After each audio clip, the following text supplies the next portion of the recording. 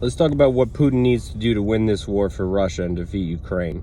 The number one thing that Putin needs to do to win this war is to surround the capital of Kiev. All right. If the Russian forces surround Kiev, and if they're able to maintain that encirclement, the Ukrainians are done for.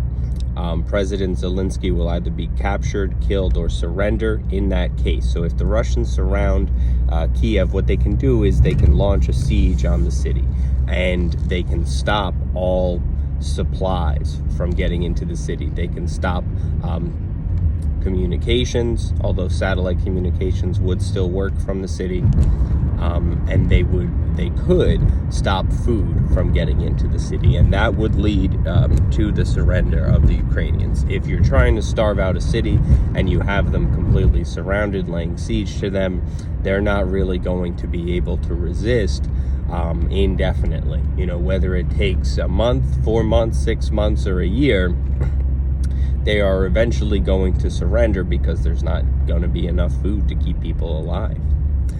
Now, the Americans could attempt an airlift where they drop supplies into Kiev to try to keep Kiev going, a la the Berlin airlift. And I believe they would have to actually land the cargo planes, not just drop the supplies from above into the city. And if the Ukrainians lose the airfields, well, that would be quite difficult for the city itself. So that's what Russia needs to do. And then once they surround Kiev, once they have the capital fully surrounded and besieged, they call on Zelensky to surrender, or which also may happen, they assassinate or kill Zelensky and replace him with a new pro-Russian leader. And then when Zelensky is killed, there's an instant power vacuum, and the pro-Ukrainian, pro-independence forces won't exactly, or maybe the forces, but not the people won't know exactly who their leader is if their leader has suddenly been killed. So